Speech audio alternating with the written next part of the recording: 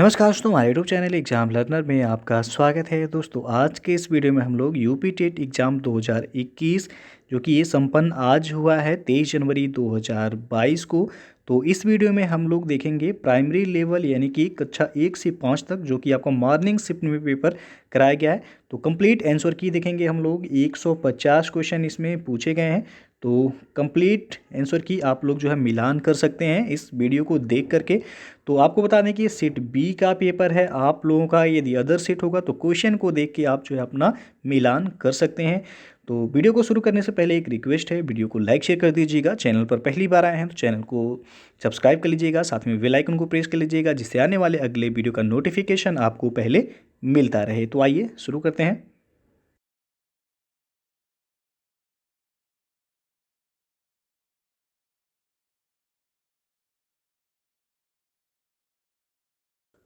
और दोस्तों अनअकैडमी पे जो है विजेता UPPSC prelims GS paper first का जो है टेस्ट सीरीज कराया जा रहा है और इसमें आपको फुल मार्क्स जो है ये 200 का होगा और टाइम ड्यूरेशन जो है 2 आवर्स है।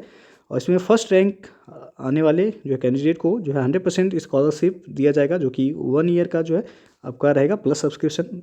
सेकेंड और थर्ड रैंक वालों को 50% स्कॉलरशिप जो है दिया जाएगा और फोर्थ से लेके 25 रैंक तक जो है 25% का स्कॉलरशिप जो है दिया जाएगा, वो भी 1 ईयर के सब्सक्रिप्शन पर। तो लैंग्वेज जो है टेस्ट का लैंग्वेज दोनों जो है मीडियम में होगा, इंग्लिश और हिंदी। तो इसे आप लोग जो है ज्वाइन कर सकते हैं। नीचे डिस्क्रिप्शन में इसका लिंक दे दिया गया है, वहाँ से जाके जो है आप चेक कर सकते हैं। और यदि आप अनअकैडमी पे किसी भी कोर्स का सब्सक्रिप्शन लेना चाहते हैं तो हमारा रेफरल कोड यूज कीजिएगा एग्जाम लर्नर, जिससे आपको 10% का वहाँ पे डिस्काउंट भी मिल जाएगा। तो ये रेफरल कोड आप सब्सक्रिप्शन लेते टाइम यूज जरूर कीजिएगा। दोस्तों अनअकैडमी पे जो है यदि आप यूपी लेखपाल एग्ज़ाम की तैयारी करना चाहते हैं तो अनअकैडमी पर उन्नत यूपी लेखपाल 2021 प्रिपरेशन बूस्टर सीरीज जो है शुरू किया गया है। और ये जो है 6 बजे शाम को स्टार्ट किया जाता है और ये 90 मिनट का सेशन है। तो इससे टेस्ट सीरीज से जो है आप जुड़ सकते हैं। सैटरडे को जो है टेस्ट कराया जाता है और नीचे डिस्क्रिप्शन में इसका लिंक दे दिया गया है, वहाँ से जाके आप ये जो है इनरोल हो सकते हैं और टेस्ट को ज्वाइन कर सकते हैं। तो दोस्तों आप देख सकते हैं ये आपका सेट बी है और ये प्रथम पाली का पेपर है जो कि यूपी टेट एग्ज़ाम 2021। तो सबसे पहला जो पार्ट इसमें पूछा गया है बाल विकास एवं शिक्षण विधि के क्वेश्चन जो है पूछे गए हैं। तो सबसे पहला जो प्रश्न है यहाँ पे आप देख सकते हैं युयुत्सा पूछा गया है, क्या है? तो यह मूल प्रवृत्ति है, यानी कि इसमें तीसरा ऑप्शन सही हो जाएगा। और दूसरा प्रश्न है कि बालकों के सामाजिक विकास को प्रभावित करने वाले तत्व हैं। तो इसमें 4 ऑप्शन है, इसमें सही जो है दूसरा ऑप्शन है कि सामाजिक परिवेश जन्य तत्व। और तीसरा प्रश्न है यहाँ पे शारीरिक विकास का एक प्रमुख नियम निम्न में से कौन सा है? तो द्रुतगामी विकास का नियम है, यानी कि पहला ही ऑप्शन सही हो जाएगा यहाँ। चौथा प्रश्न है निम्नलिखित में से कौन सा विकास का सिद्धांत नहीं है? तो इसमें आप देख सकते हैं तीसरा ऑप्शन कि अनुकूलित प्रत्यावर्तन सिद्धांत, यह विकास का सिद्धांत नहीं है। पांचवा प्रश्न है कि विकास के परिणाम स्वरूप नवीन विशेषताएं और नवीन योग्यताएं प्रकट होती हैं, यह कथन किसके द्वारा दिया गया है? तो यह हरलॉक के द्वारा दिया गया है, दूसरा ऑप्शन यहाँ पे सही हो जाएगा। अगला जो प्रश्न है वो आपका छठवां, कोहलर अपने प्रयोग से यह सिद्ध करना चाहते थे कि अधिगम, तो यहाँ पे तीसरा ऑप्शन सही होगा कि ये समग्र परिस्थिति का प्रत्यक्षीकरण है। और सातवां जो प्रश्न है कि किसने पाठ योजना की पंचपद प्रणाली प्रतिपादित किया था? तो यह किया गया था हर्बर्ट के द्वारा, दूसरा ऑप्शन यहाँ पे सही होगा। आठवां जो प्रश्न है निम्नलिखित में ग्रंथियों के आधार व्यक्तित्व के विभिन्न प्रकारों की चर्चा किसने की है? तो कैनन के द्वारा किया गया है, यहाँ पे पहला ही ऑप्शन सही हो जाएगा। और नौवां प्रश्न है सृजनात्मकता मौलिक परिणामों को अभिव्यक्त करने की मानसिक प्रक्रिया है, यह कथन किसका है?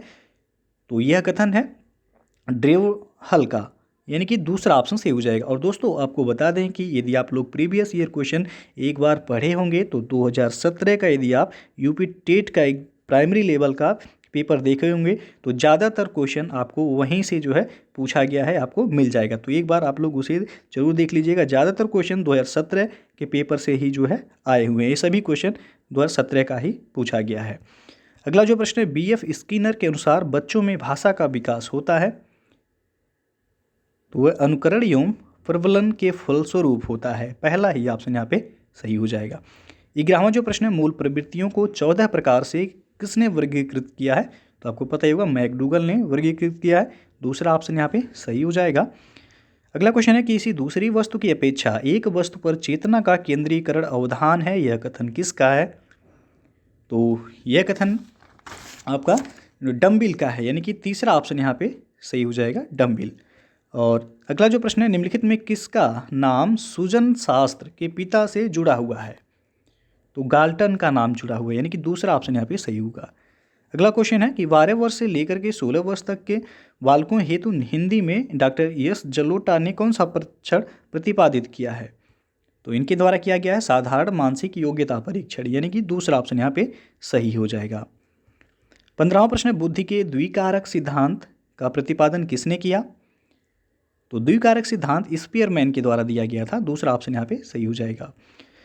16वां क्वेश्चन है कि पूर्व अनुभव के आधार पर संवेदना को अर्थ प्रदान करना कहलाता है, तो यह प्रत्यक्षीकरण कहलाता है, दूसरा ऑप्शन सही हो जाएगा।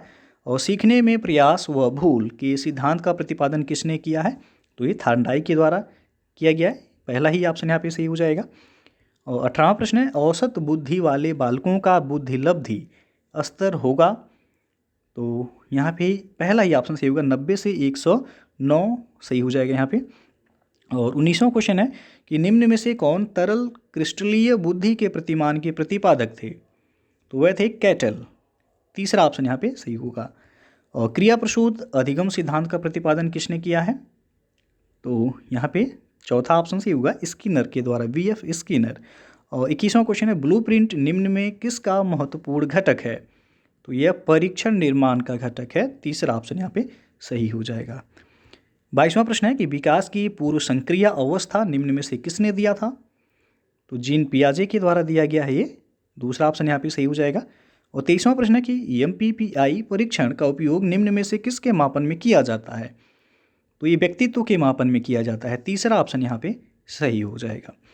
24वां प्रश्न है, अधिगम हेतु निम्न में क्या सर्वाधिक आवश्यक है, तो वह अभिप्रेरणा, यानी कि तीसरा ऑप्शन यहाँ पे सही होगा। और 25वां प्रश्न है यहाँ पे कि शैशव काल का समय पूछा गया है, तो जन्म से लेकर के 2 वर्ष तक वह शैशव काल कहलाता है, यानी कि दूसरा ऑप्शन यहाँ सही होगा। 26वां प्रश्न, कोहलर निम्न में से किससे संबंधित हैं, तो ये अधिगम के सिद्धांत से संबंधित है और इन्होंने सूझ का सिद्धांत दिया था। 27वां प्रश्न, मैकडूगल के अनुसार मूल प्रवृत्तियों की संख्या होती है, तो 14 होती है, दूसरा ऑप्शन यहाँ पे सही हो जाएगा। 28वां प्रश्न देखते हैं कि मानसिक उद्वेलन प्रतिमान का प्रयोग निम्न में से किसके शिक्षण हेतु किया जाता है, तो ये किया जाता है समस्या समाधान का, यानी कि चौथा ऑप्शन यहाँ पे सही हो जाएगा। 29वां प्रश्न है, निम्न में किसके प्रयोग में कुत्ता एक विषय था, तो कुत्ते पर प्रयोग किया गया था पावलोव के द्वारा, यानी कि दूसरा ऑप्शन यहाँ पे सही हो जाएगा। और 30वां प्रश्न है, मौलिकता नमनीयता तथा प्रवाह निम्न में किसके घटक हैं, तो ये घटक हैं सृजनात्मकता के, यानी कि दूसरा ऑप्शन यहाँ पे सही हो जाएगा। तो ये 30 प्रश्न जो है बाल विकास एवं शिक्षण विधि से पूछा गया था। और अगला जो पार्ट है सेकेंड पार्ट वो हिंदी है, तो हिंदी में आप देख सकते हैं इसमें जो पहला प्रश्न है कि अंगा दिया गया है, ये अंगा का उच्चारण स्थान पूछा गया होता है, तो नासिक होता है, यानी कि तीसरा ऑप्शन यहाँ पे सही हो जाएगा। और 32वां प्रश्न है, 4 गज मलमल में कौन सा विशेषण है, ये पूछा गया है, तो 4 गज यानी कि इसमें परिमाण बोधक होगा, यानी कि पहला ही ऑप्शन सही हो जाएगा। संख्यावाचक नहीं होगा, ध्यान दीजिएगा, 4 गज जो है गज तो यहाँ पे परिमाण बोधक होगा। और अगला जो प्रश्न है, समास का विलोम क्या है, तो समास का विलोम व्यास हो जाएगा, तीसरा ऑप्शन सही हो जाएगा। शून्य का तत्सम रूप क्या है, 34वां प्रश्न है, तो शून्य होगा, यानी कि चौथा ऑप्शन सही होगा यहाँ। 35वां प्रश्न, आँख की किरकिरी होने का अर्थ है, यानी कि अप्रिय लगना, तीसरा ऑप्शन यहाँ पे सही हो जाएगा। और अगला जो प्रश्न है आप 36 से लेकर के 40 तक, तो ये गद्यांश है, गद्यांश को पढ़ करके आपको जो है उत्तर देना है। तो आप इसे जो है देख सकते हैं यहाँ पे, तो हम आंसर इसका बता दे रहे हैं। 36वां प्रश्न जो है घुमक्कड़ शब्द में कौन सा प्रत्यय है पूछा गया है। तो घुमक्कड़ में प्रत्यय पूछा गया है, तो जो कि बाद में आता है प्रत्यय। उपसर्ग पूछा जाता तो पहले होता, तो अक्कड़ यहाँ पे प्रत्यय हो जाएगा। तीसरा ऑप्शन यहाँ पे सही होगा। 37वां प्रश्न, महावीर स्वामी का जन्म कहाँ हुआ था। तो वैशाली में हुआ था। दूसरा ऑप्शन यहाँ पे सही हो जाएगा। 38वां प्रश्न है, स्वच्छंद में कौन सी संधि है। तो इसमें व्यंजन संधि है, यानी कि चौथा ऑप्शन यहाँ पे सही होगा। और 39वां प्रश्न, महात्मा बुद्ध ने जब बुद्धत्व प्राप्त किया तब उनकी अवस्था कितनी थी। तो 35 वर्ष थी, यानी कि दूसरा ऑप्शन सही हो जाएगा। 40वां प्रश्न है, श्रुति धर्म का क्या अर्थ है। तो वैदिक धर्म है, यानी कि चौथा ऑप्शन यहाँ पे सही हो जाएगा। 41वां प्रश्न, अकाल का पर्यायवाची क्या होगा। तो अकाल का पर्यायवाची यहाँ पे दुर्भिक्ष हो जाएगा। तीसरा ऑप्शन सही होगा। 42वां प्रश्न देखते हैं कि निम्नलिखित वाक्यों में कौन सा मिश्र वाक्य है। तो मिश्र वाक्य पूछा गया है, तो इसमें पहला ऑप्शन जो है कि अध्यापक देखते हैं कि छात्र पढ़ते हैं, ये आपका मिश्र वाक्य है, तो सही हो जाएगा यह। 43वां प्रश्न है, जिसकी पूर्व से कोई आशा न हो उसके लिए एक शब्द पूछा गया, क्या होगा। तो अप्रत्याशित, यानी कि दूसरा ऑप्शन यहाँ पे सही होगा। 44वां प्रश्न है, मुझसे उठा नहीं गया वाक्य में वाच्य पूछा गया है, क्या है। तो इसमें भाववाच्य है। 45वां प्रश्न है, निष्कपट शब्द का संधि विच्छेद क्या होगा। तो इसका संधि विच्छेद हो जाएगा निधन कपट, यानी कि तीसरा ऑप्शन यहाँ पे सही हो जाएगा। अगला प्रश्न देखते हैं कि इस देश में हिंदी भाषा का प्रयोग लिखने एवं बोलने में किया जाता है। तो 46वां प्रश्न का उत्तर हो जाएगा मॉरिशस। चौथा ऑप्शन यहाँ पे सही हो जाएगा। मॉरिशस में भी हिंदी भाषा का प्रयोग लिखने एवं बोलने में किया जाता है। 47वां प्रश्न है, सूरसागर किस भाषा की रचना है। तो यह जो है व्रज भाषा की रचना है, पहला ऑप्शन सही हो जाएगा। 48वां प्रश्न देखते हैं कि वीरों का कैसा हो वसंत कविता किसकी लिखी हुई है। तो ये कविता है सुभद्रा कुमारी चौहान का, यानी कि दूसरा ऑप्शन यहाँ पे सही हो जाएगा। 49वां प्रश्न है, क्षेत्रीय में कौन सा विशेषण है।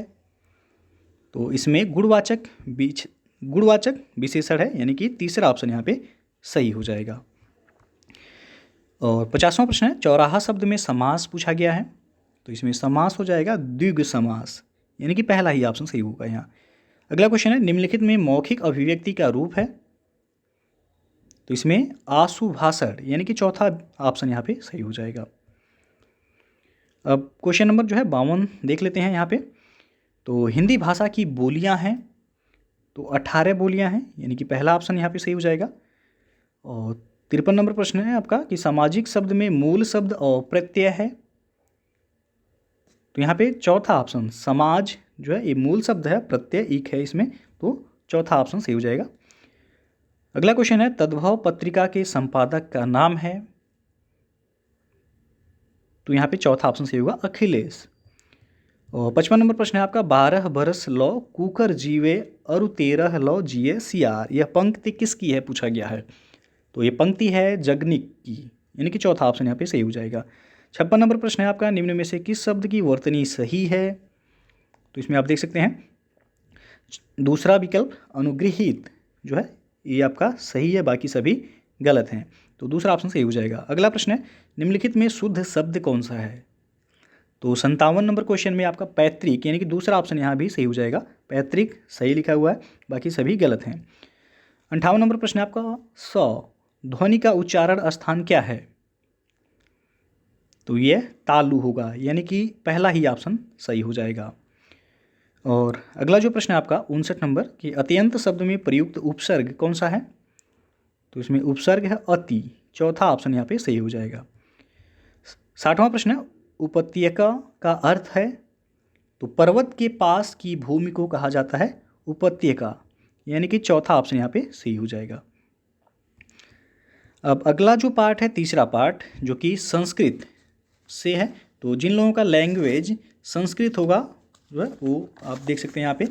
तो इसमें पहला जो प्रश्न है अट प्रत्याहार के वर्ड है। तो इसमें तीसरा ऑप्शन सही होगा स्वर तथा ह य व र। और 62 नंबर प्रश्न है आपका कि कारक में यदि प्रकृति है क्रि तो प्रत्यय पूछा गया है, कौन सा है। तो इसमें पहला ऑप्शन सही हो जाएगा। और 30 नंबर प्रश्न आपका अव्ययी भाव समास का उदाहरण है। तो इसका सही आंसर होगा बी, दूसरा ऑप्शन सही हो जाएगा अधिहरि। और अगला जो प्रश्न है आपका, निम्न में कौन चतुर्विंशति संहिता के नाम से ख्यात है? तो महाभारत हो जाएगा यहाँ पे, दूसरा ऑप्शन सही। 65 नंबर प्रश्न है, इनमें से कौन संयुक्त व्यंजन है? तो संयुक्त व्यंजन में आपका अज्ञा आ जाएगा, दूसरा ऑप्शन सही होगा यहाँ पे। और अगला क्वेश्चन है आपका, 79 की संस्कृत संख्या नहीं है। तो यहाँ पे चौथा जो ऑप्शन लिखा गया है एकोनसप्तति, तो ये आपका नहीं है, बाकी सभी सही हैं। अगला जो क्वेश्चन है आपका, दिन भर में पाठ पढ़ डाला, इस वाक्य का अनुवाद क्या होगा? तो दिनेन पाठः पठितः, यानी कि पहला ही ऑप्शन यहाँ पे सही हो जाएगा। 68 नंबर प्रश्न है, उपकृष्णम में कौन समास है? तो इसमें समास है अव्ययी भाव समास, पहला ही ऑप्शन सही हो जाएगा यहाँ पे।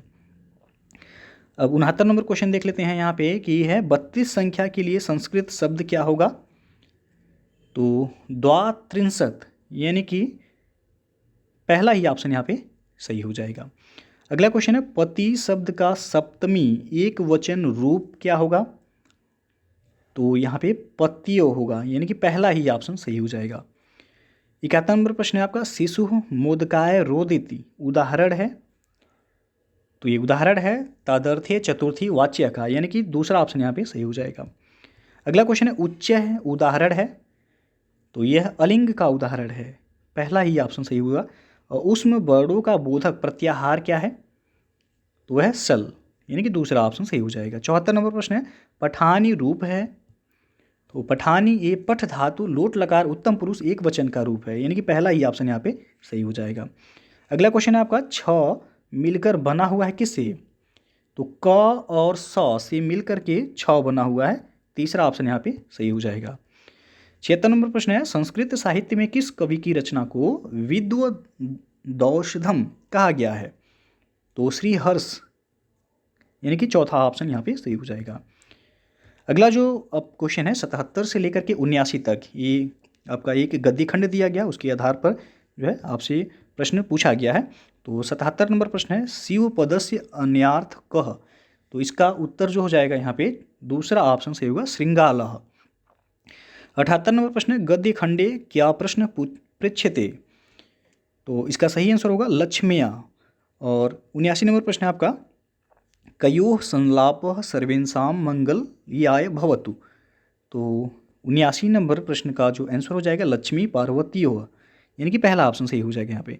80 नंबर प्रश्न है आपका, इनमें से कौन प्रत्याहार नहीं है? तो इसमें ल जो है वो प्रत्याहार नहीं है, चौथा ऑप्शन सही हो जाएगा। और 81 नंबर प्रश्न है आपका, बाह्य प्रयत्नों की संख्या है? तो 11 है, यानी कि पहला ही ऑप्शन सही होगा यहाँ। अगला प्रश्न है, मनोरथ उदाहरण है? तो यह विसर्ग संधि का उदाहरण, मनोरथ लिखा हुआ है तो विसर्ग संधि का ये उदाहरण है आपका। अगला क्वेश्चन है आपका 83 नंबर यहाँ पे कि दान के कर्म के द्वारा कर्ता को संतुष्ट करने वाला संप्रदान कारक का सूत्र है? तो वह है कर्मणा यमभिप्रेत्य सह संप्रदानम, यानी कि दूसरा ऑप्शन यहाँ पे सही हो जाएगा। 84 नंबर प्रश्न है, अंतःस्थ वर्ड है? तो अंतःस्थ वर्ड में आपका य व र आता है, यानी कि यड़, पहला ऑप्शन सही हो जाएगा।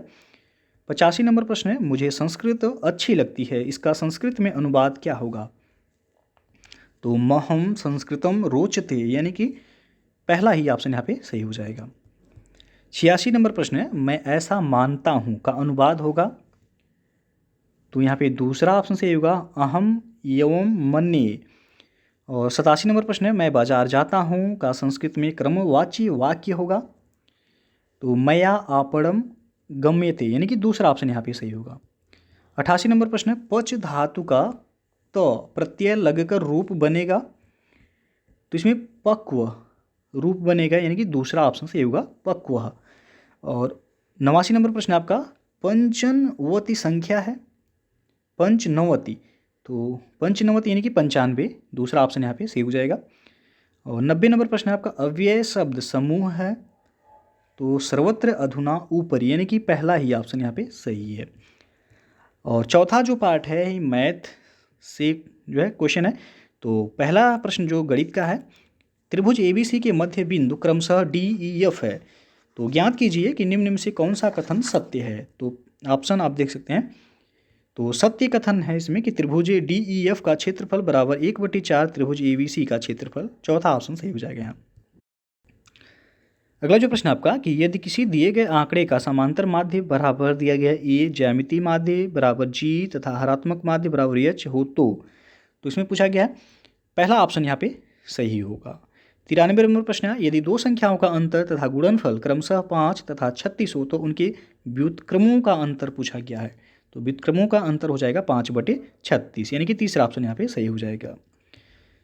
94 नंबर क्वेश्चन है 20वीं सदी के स्वशिक्षित भारतीय गणितीय प्रतिभावान कौन थे? तो वह थे श्रीनिवास रामानुजन। यहाँ पे पहला ऑप्शन सही हो जाएगा।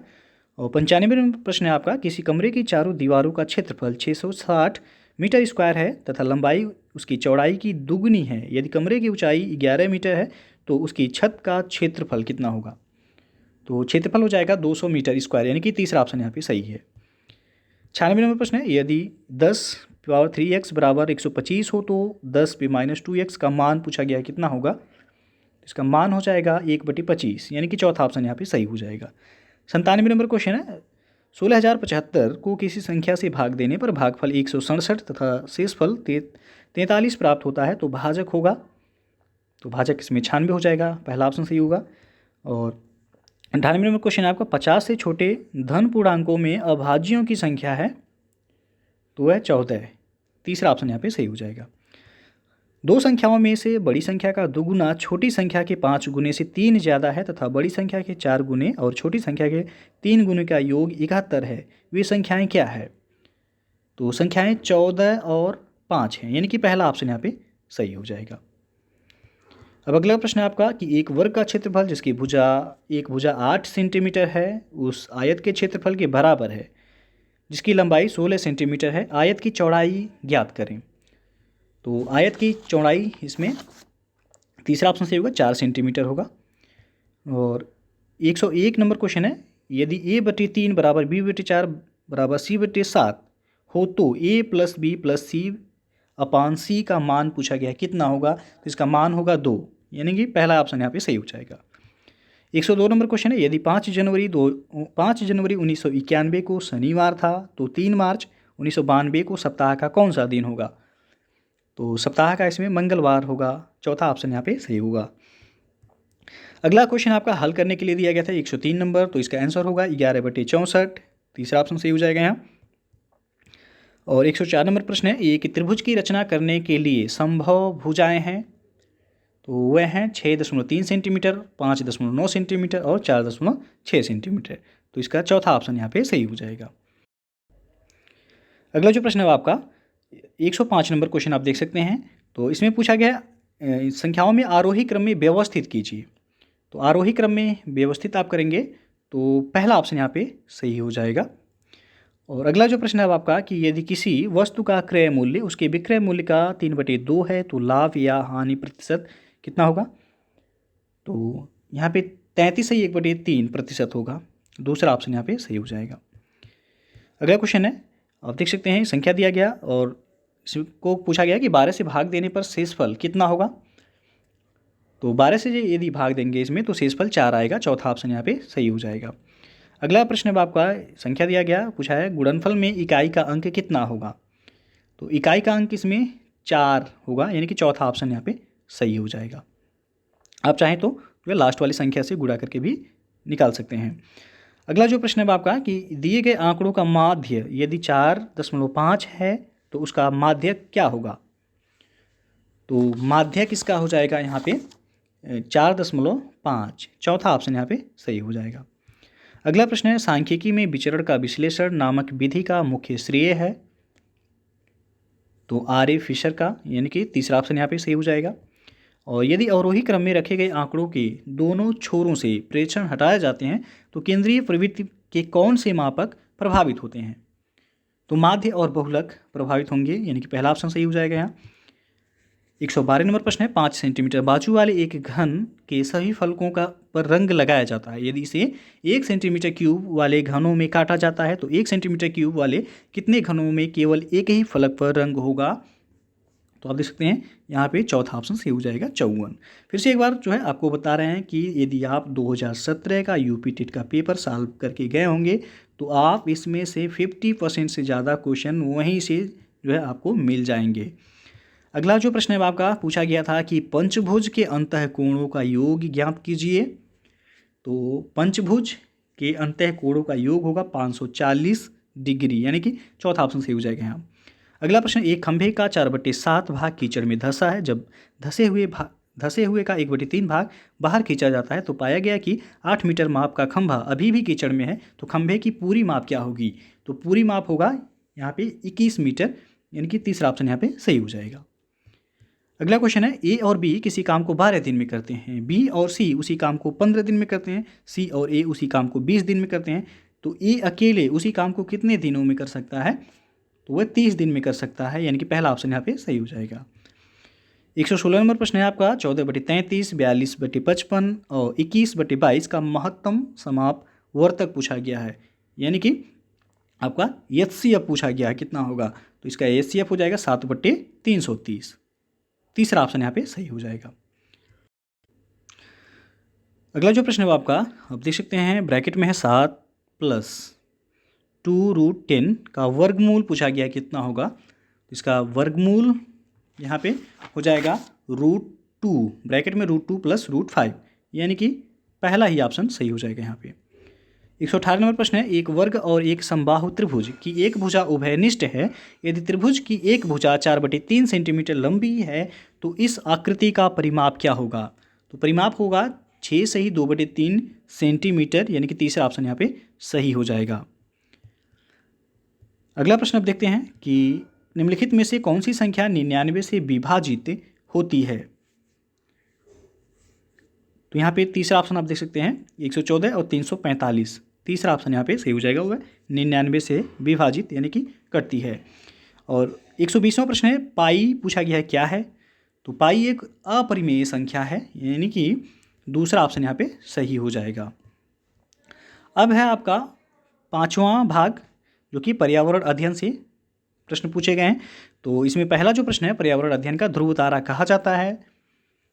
तो उत्तरी तारे को ध्रुव तारा कहा जाता है, तीसरा ऑप्शन यहाँ पे सही हो जाएगा।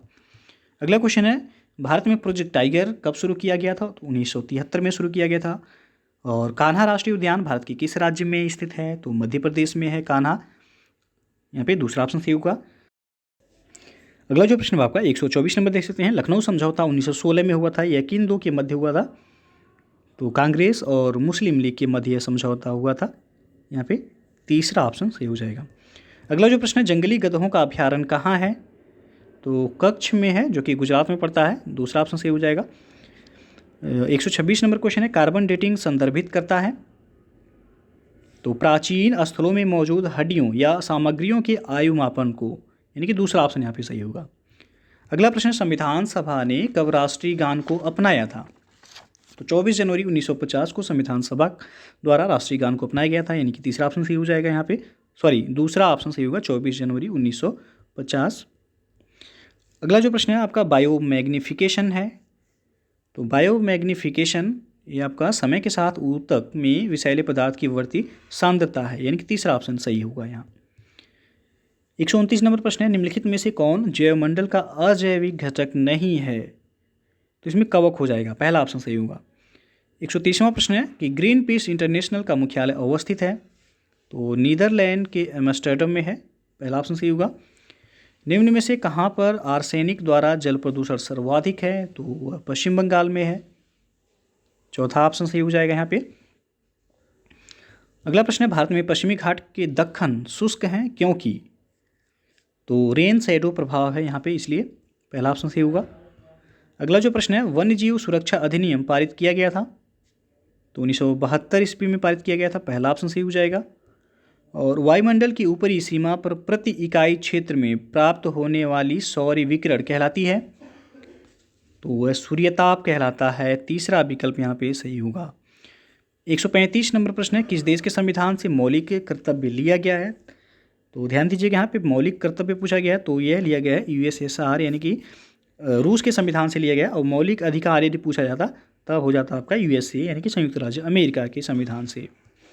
अगला प्रश्न है, सर्वाधिक जैव विविधता पाई जाती है, तो केरल की शांत घाटी में सर्वाधिक जैव विविधता पाया जाता है, पहला ऑप्शन सही होगा। 137 नंबर प्रश्न है, एलपीजी के संदर्भ में क्या असत्य है यानी कि गलत है क्या, तो गलत इसमें चौथा ऑप्शन सही होगा कि मीथेन उत्सर्जन करने वाला। अगला प्रश्न है, पारिस्थितिक तंत्र के घटक हैं, तो पारिस्थितिक तंत्र के घटक में आपका उत्पादक, उपभोक्ता और अपघटक ये तीनों ही आएंगे, चौथा ऑप्शन सही हो जाएगा यहाँ पे।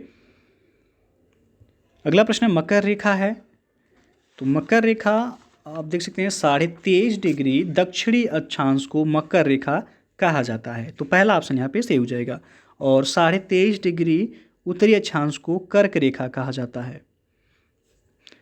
140 नंबर प्रश्न है, इकोसिस्टम शब्द का प्रयोग सर्वप्रथम किसने किया था, तो E.G. टांसले के द्वारा सर्वप्रथम इकोसिस्टम यानी कि पारिस्थितिक तंत्र शब्द का प्रयोग किया गया था। 141 नंबर प्रश्न है, घास भूमि क्षेत्र के परितंत्र के खाद्य श्रृंखला में सबसे उच्च स्तर का उपभोक्ता होता है, तो सबसे उच्च स्तर का यहाँ पे मांसाहारी होगा, दूसरा ऑप्शन सही होगा, दोनों नहीं होगा यहाँ पे, चौथा ऑप्शन केवल दूसरा होगा मांसाहारी। यदि सर्वाहारी ऑप्शन में रहता तो वो आपका जो है सही होता, लेकिन मांसाहारी है तो मांसाहारी घास भूमि क्षेत्र में पूछा गया, दूसरा ऑप्शन सही हो जाएगा। 142 नंबर प्रश्न है, वायुमंडल का प्रमुख स्तर जो पृथ्वी के सबसे पास है, तो पृथ्वी के सबसे पास में है क्षोभ मंडल जिसे ट्रोपोस्फियर कहा जाता है। तो क्रम से भी पूछा जाता है कभी कभी, तो सबसे पहले आपका पृथ्वी के सबसे नज़दीक क्षोभ मंडल है, उसके बाद समताप मंडल आ जाएगा, समताप मंडल के बाद आपका आ जाएगा मध्य मंडल, उसके बाद आयन मंडल। तो ये क्रम भी याद रखिएगा, पृथ्वी के सबसे नज़दीक जो है मंडल है जिसमें मौसम संबंधी घटनाएं होती हैं तो वह क्षोभ मंडल कहलाता है, यहाँ पे दूसरा ऑप्शन सही हो जाएगा। 143वां क्वेश्चन है, भारतीय संसद द्वारा जैव विविधता अधिनियम पारित किया गया था, तो 11 दिसंबर सन 2002 को यह पारित किया गया था। 144वां क्वेश्चन है, निम्नलिखित में से कौन सी कृषि करने की प्रक्रिया पर्यावरण संरक्षण में सहायक है, तो सहायक है पूछा गया तो जैविक खेती होगा, चौथा ऑप्शन यहाँ पे सही होगा।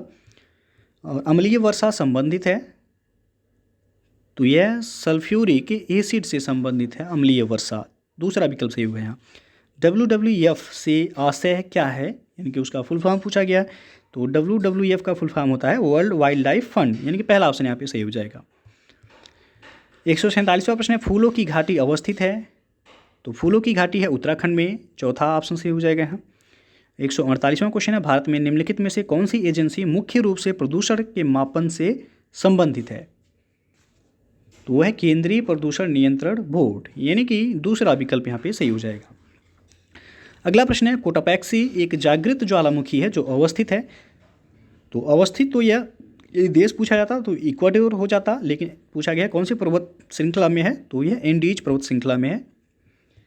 अगला प्रश्न है, तिब्बत की सांगपो नदी भारत में जानी जाती है किस नाम से, तो तिब्बत की सांगपो नदी भारत में ब्रह्मपुत्रा के नाम से जानी जाती है, पहला ऑप्शन यहाँ पे सही हो जाएगा। तो दोस्तों ये था आपका यूपी टेट एग्ज़ाम 2021 जो कि आज संपन्न हुआ है 23 जनवरी 2022 को। तो ये आपका सेट बी है, जिन लोगों का अदर सेट होगा वो लोग क्वेश्चन को देख के जो है मिलान कर सकते हैं। तो बाकी वीडियो अच्छा लगा हो तो लाइक शेयर कर दीजिएगा, चैनल को अभी तक आप सब्सक्राइब नहीं किए हैं सब्सक्राइब कर लीजिएगा, साथ में बेल आइकन को प्रेस कर लीजिएगा जिससे आने वाले अगले वीडियो का नोटिफिकेशन आपको पहले मिलता रहे। तो वीडियो को पूरा देखने के लिए बहुत बहुत धन्यवाद।